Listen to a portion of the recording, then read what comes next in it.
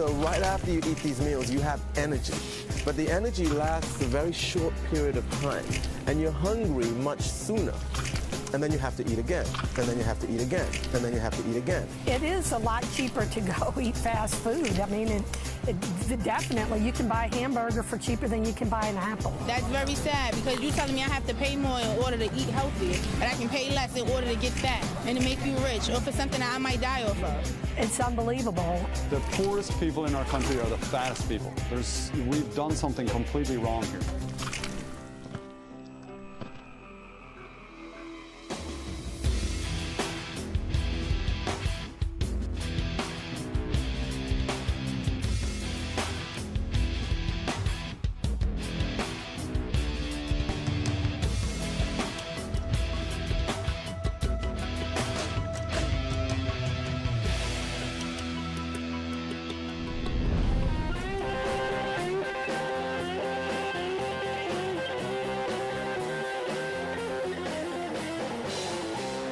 On a Sunday afternoon in a New Orleans suburb, the Bucktown Seafood Festival is getting underway. Bucktown is a tiny fishing village that has been here for more than 150 years. It was almost completely destroyed by Hurricane Katrina in 2005, but it hasn't lost its touch for what it does best. Food is a big part of the culture in New Orleans, and they tend to use a lot of deep-fried foods and heavy sauces. They'll tell you that while people in other places may eat to live, here, they actually live to eat.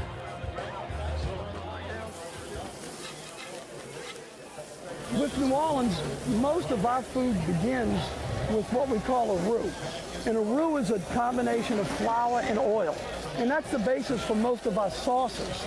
And as a result, there's a lot of fat that's in the basic foods that we make, from the soups, the gumbos, to your étouffées. How important is food to the culture down here? It's what we live off of. Without, you take the food away and this city would die. It would.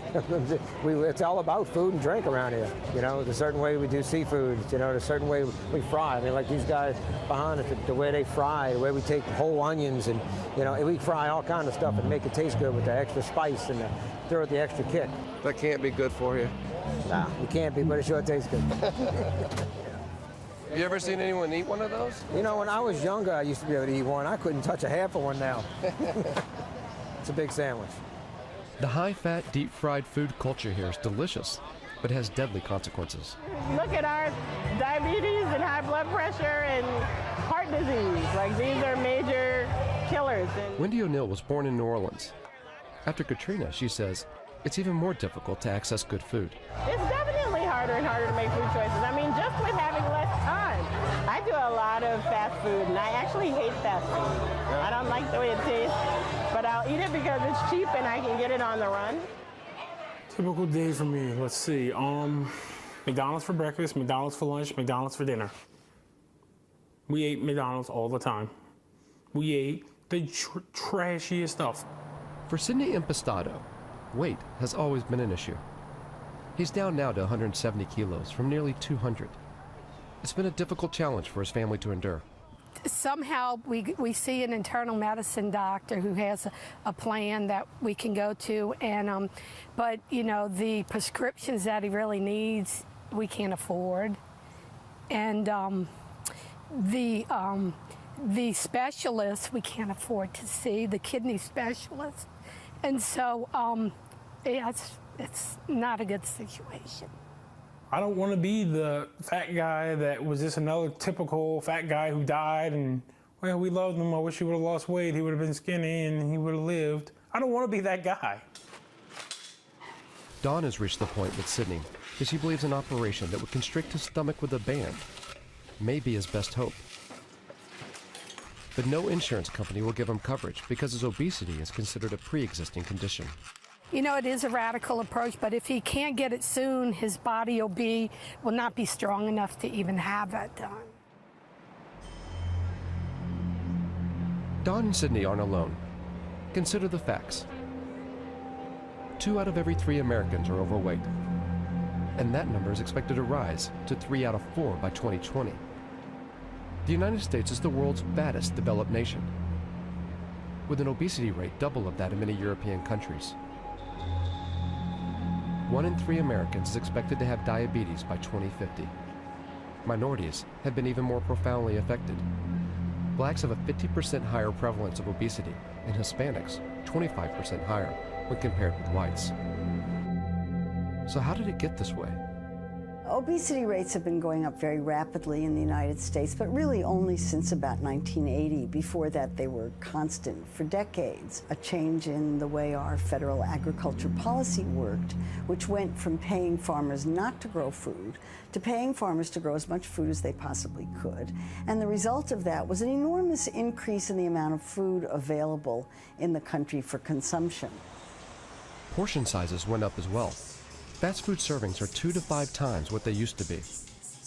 This is the signature Burger King store in Times Square, New York.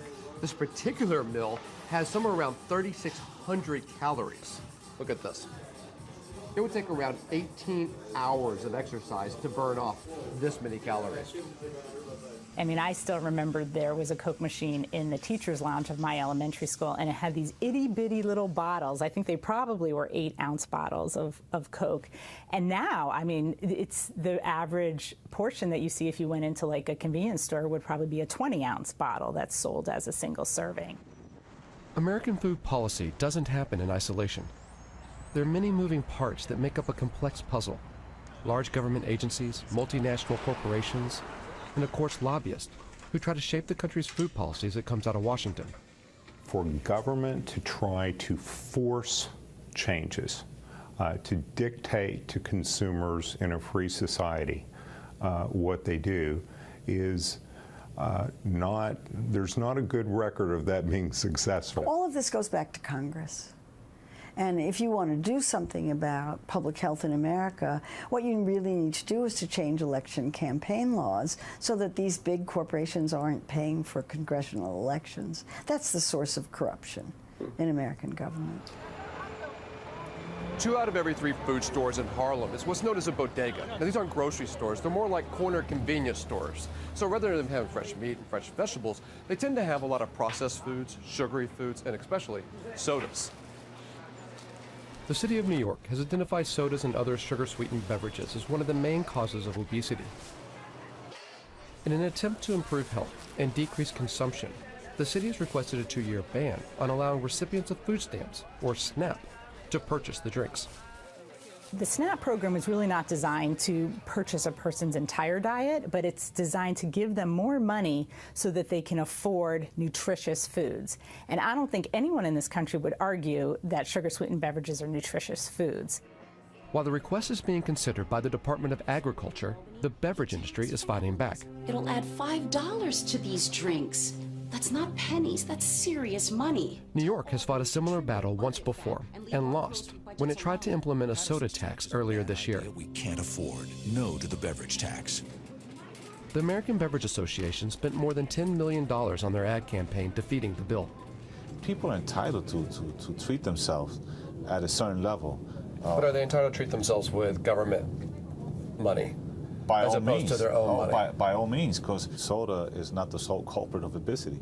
And if you're going to pinpoint what are the culprits of obesity, we're going to have to eliminate maybe 60% of the products we sell in the supermarkets today. What about people who say, great, eliminate them?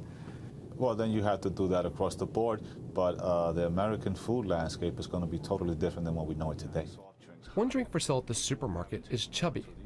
Imported from the Caribbean, the manufacturer of the drink boasts that it was developed to target children, and that it fits snugly in the palm of a child's hand. The U.S. has no rules or laws that prevent a soda from being marketed to children. Industry backers like it that way. An exciting new category in the soft drink industry was created when Chubby was developed to target children.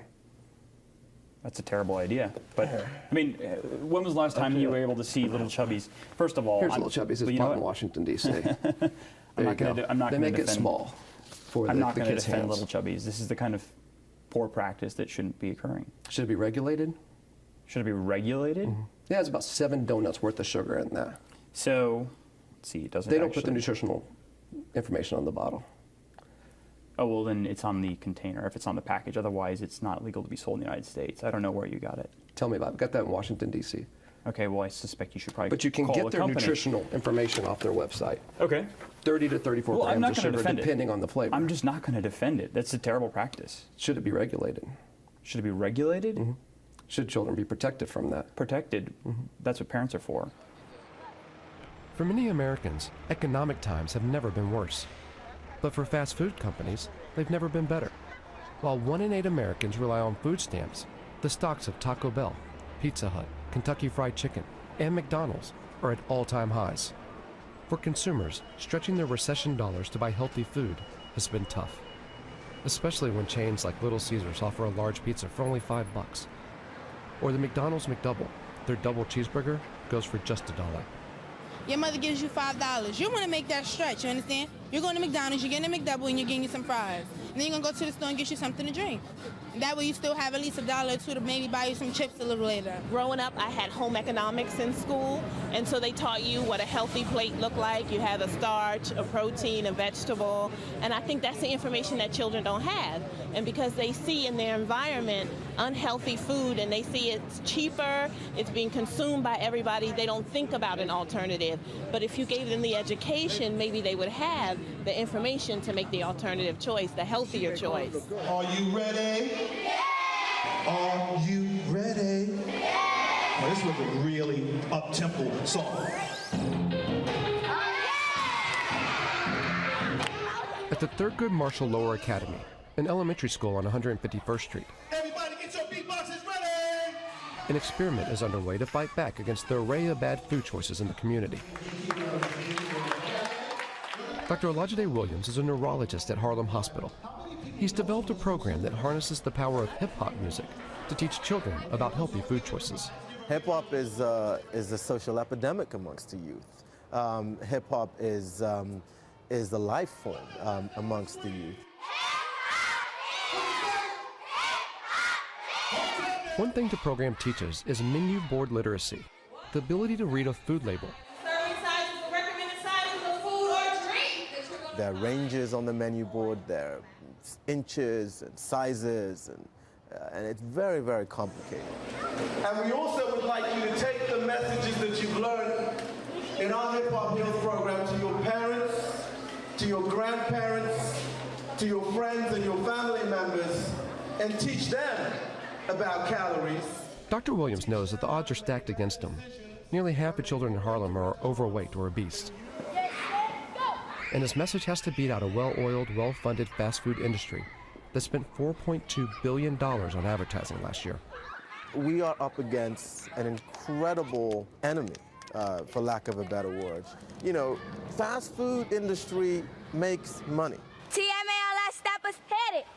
We are one little small program trying to make a difference in our city, one block at a time, one street at a time, one neighborhood at a time. If we can succeed here in Harlem, we can pretty much succeed in any tough neighborhood across the world.